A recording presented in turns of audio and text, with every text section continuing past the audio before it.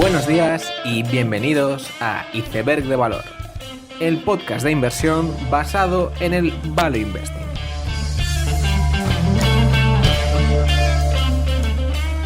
Bienvenidos los seguidores de Clifford Asnes, bienvenidos a Iceberg de Valor.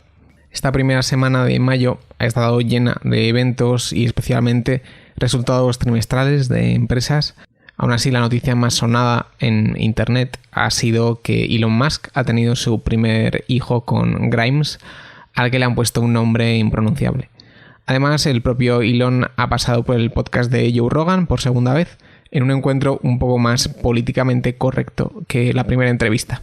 Esta semana también se ha cerrado el acuerdo que había comentado en episodios anteriores entre Telefónica y Liberty Global para fusionar la telefonía móvil de O2 y el negocio de fibra de Virgin.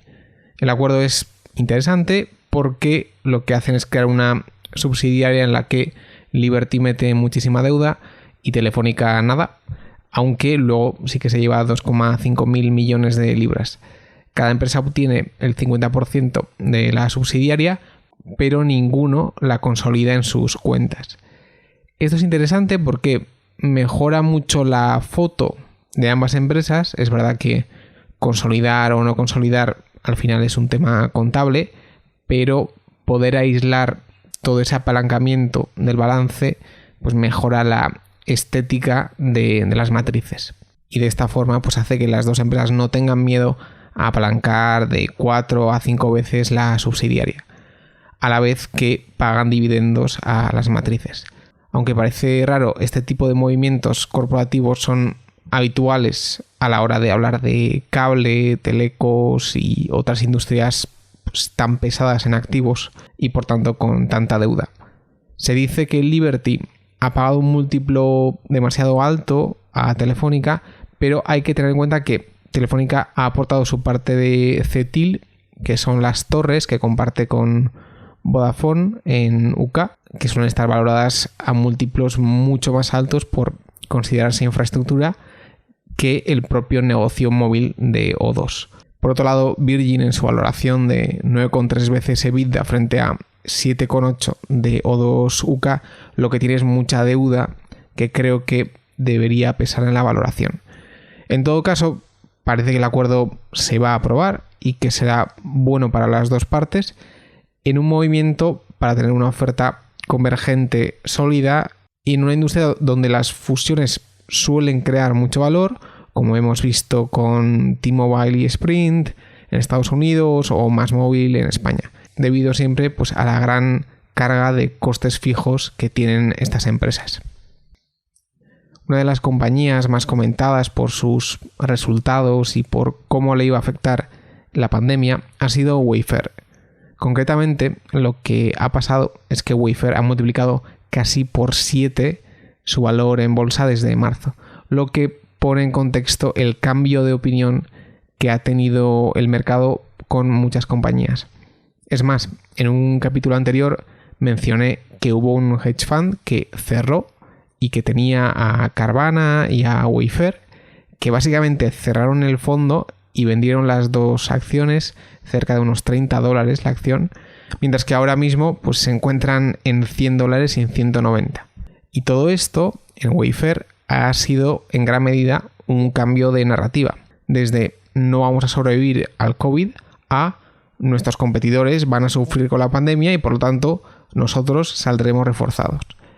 Y digo que ha sido un cambio de narrativa porque de hecho los resultados de Q1 pre-COVID han sido más bien malos y se veía cierto deterioro en el negocio y veremos si ese más 90% de ventas en abril pues hasta qué punto consigue dar la vuelta a esa situación pre-corona. Wayfair es una de las principales empresas de e-commerce de muebles. Hoy en día la mayoría de las compras de muebles se hace offline porque la gente pues quiere tocar, quiere ver lo que va a comprar y que además el propio transporte de los muebles es algo complicado. Creo que el modelo está por demostrar todavía, pero aún así lo que nunca deja de sorprenderme de Wayfair es su circulante. Básicamente Wayfair tiene a todos sus suministradores, los fabricantes de muebles, en su base de datos y hace que tengan que almacenar ellos los muebles en vez de Wayfair, lo que hace que efectivamente Wayfair apenas tenga inventario, reciba el pago de sus clientes a 3 días y que pague a 41. Que por lo tanto, a nada que crezcas, se convierte en un modelo muy, muy atractivo. En todo caso, Wayfair ha sido una de las mayores sorpresas relacionadas al COVID y que habrá que seguir en detalle si acaba siendo un cambio estructural o no. Aunque quizás no en el caso de Wayfair, yo sí que soy escéptico con ciertas mejorías en algunas compañías. Precisamente no en las de software, donde más allá de las valoraciones hemos visto cómo a nivel corporativo ha habido una aceleración muy real a una transición digital, haciendo que en unos meses se hayan adelantado pues años en esa transición digital futura. Pero donde, por ejemplo, sí que soy escéptico es una compañía como HelloFresh. HelloFresh es el clon de Rocket Internet de Blue Apron, una empresa que vende suscripciones para cocinar platos. De modo que te mandan a casa los ingredientes y las instrucciones de platos diferentes. Blue Apron en Estados Unidos ha sido un desastre y a ellos al menos el modelo no les ha llegado a funcionar. Costes de adquisición altos y poca fidelidad del cliente. Sin embargo, lo curioso es que a HelloFresh sí que le están saliendo las cuentas. Y de hecho, pues la cuarentena no ha hecho más que acelerar el fenómeno, ya que la gente cuando está aburrida en casa, una cosa en la que piensa para pasar el tiempo es cocinar, lo que aumenta artificialmente las suscripciones de HelloFresh. Y es por ello que han ido tan bien. Pero lo que yo digo es que estas suscripciones son muchísimo más discrecionales o cíclicas de lo que parece. Que a nada que haya dificultades económicas, la gente va a darse de baja y eso la gente creo que no lo está teniendo en cuenta. Entonces, pues el setup en HelloFresh es interesante porque tenemos por un lado un modelo cuyas economics están bastante en cuestión por el caso de Blue Apron, un aumento artificial de la demanda, cambio de auditor hace poco y ahora han lanzado un bono convertible ahora que la acción ha subido y además es una empresa de Rocket Internet que realmente, pues quitando Zalando, pues tampoco ha conseguido grandes éxitos. Lo que quiero decir es que los ingredientes, nunca mejor dicho, para que HelloFresh tenga un desplome post-COVID, pues están ahí. Esta semana una empresa que me ha sorprendido es Wingstop en Estados Unidos, donde anunciaban que estaban teniendo comparables de más 30% en abril. Y lo sorprendente aquí es que Wingstop es un restaurante de comida rápida. Pero precisamente por haber mejorado mucho su servicio de delivery antes de la pandemia, pues han conseguido hacer una adaptación perfecta al periodo de cuarentena de una forma que no conozco a ninguna otra cadena de comida en el mundo que haya conseguido estar ni cerca de esos números.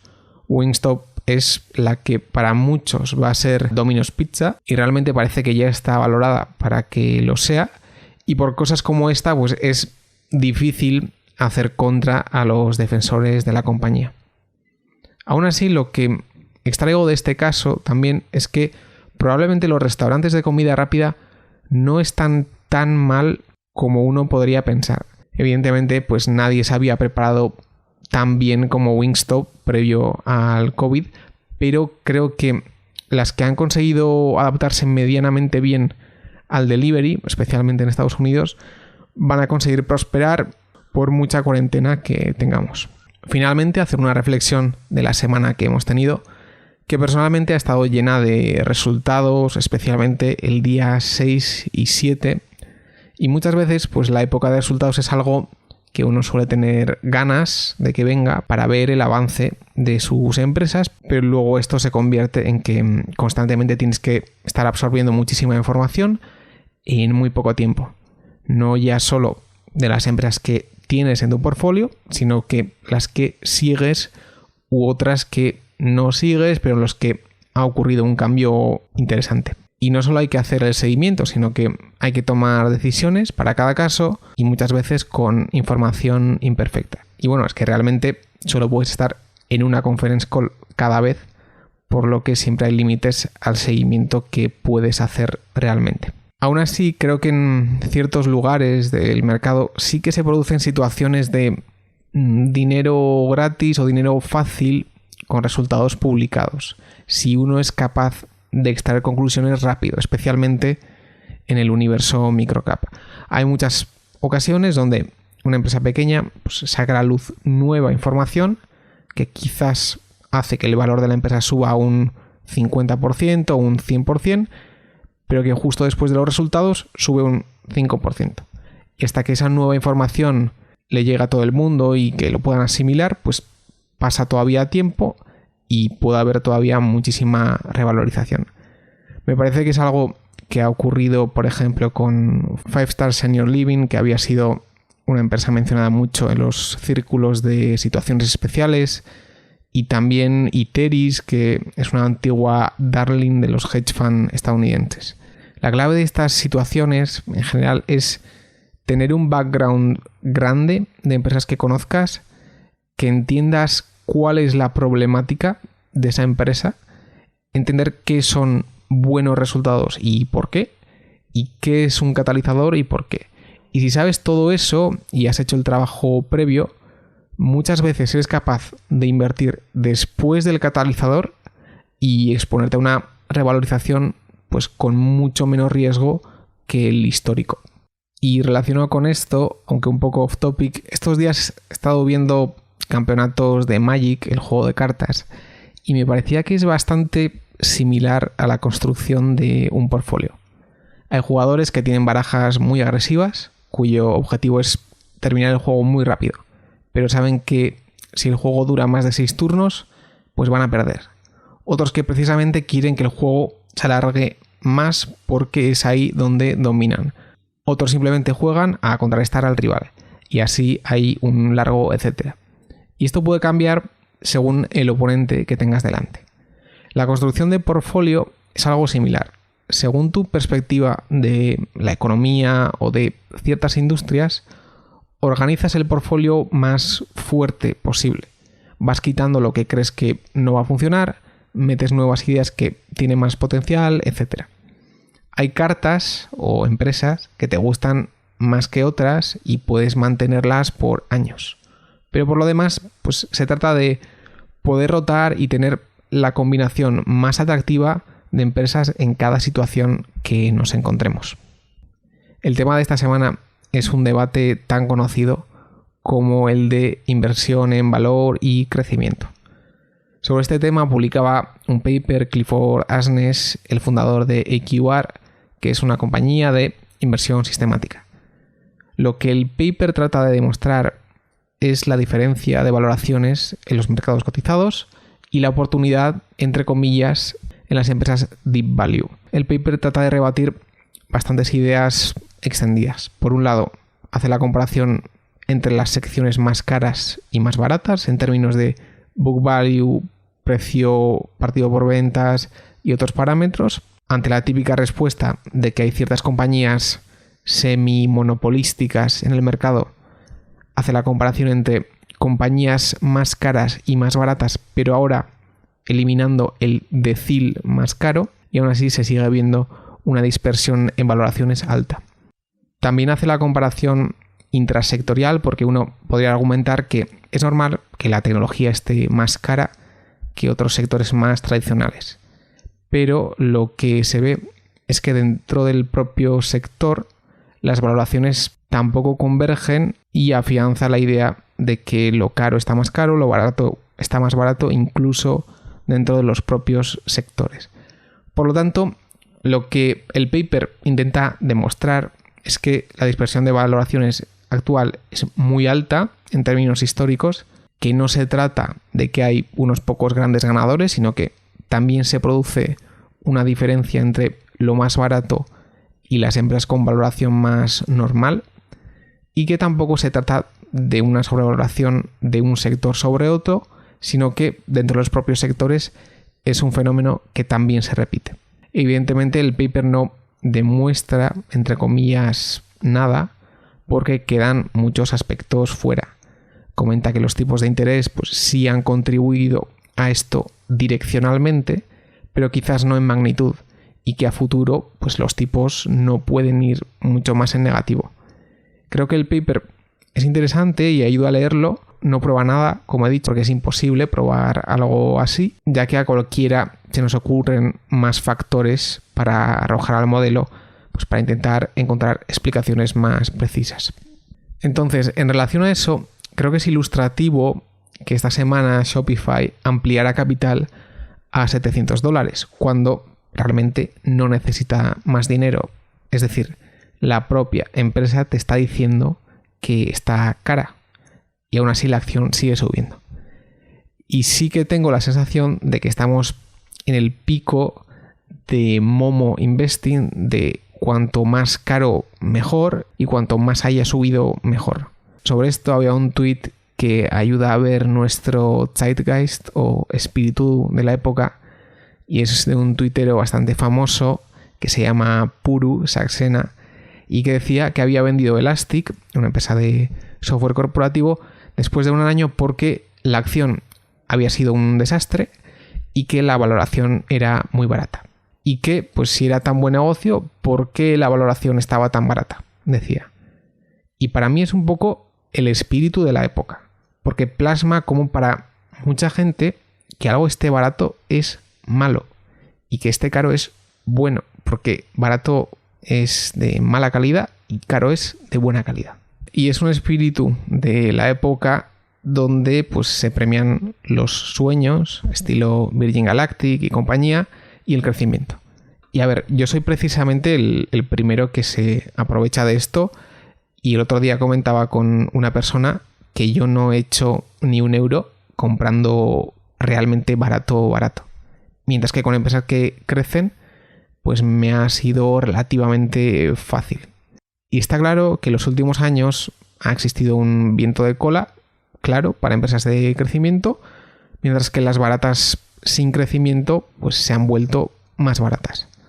Por ejemplo, si tú comprabas en el 2015 una empresa a 10 veces beneficios, creciendo a PIB más 2, probablemente la tengas en 2020 a 7 veces beneficios, y que con los dividendos que haya dado, tu retorno total como accionista haya sido 0. Y me parece que este tipo de caso ha sido muy habitual.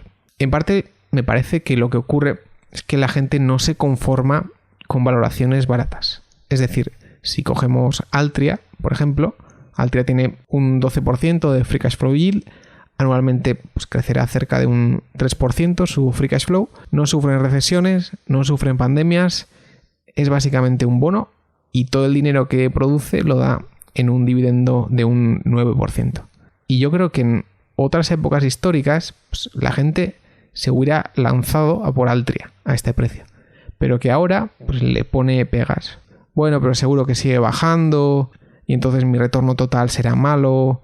¿Por qué conformarme con un 9% de dividendo cuando las empresas de software crecen mucho y puedo multiplicar? Y argumentos similares a este. Entonces, con este contexto, creo que ciertas empresas baratas van a volver a funcionar. Y lo único que necesitan para ello es algún tipo de decepción. Que pase de que la gente valore por los beneficios a 10 años a querer dinero ya.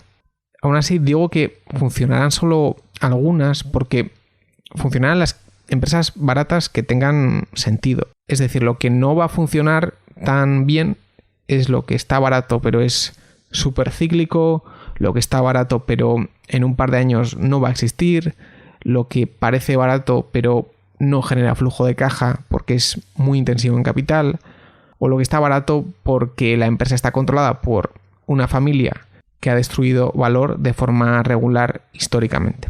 Y en general, este tipo de empresas sigo pensando que lo van a tener bastante difícil.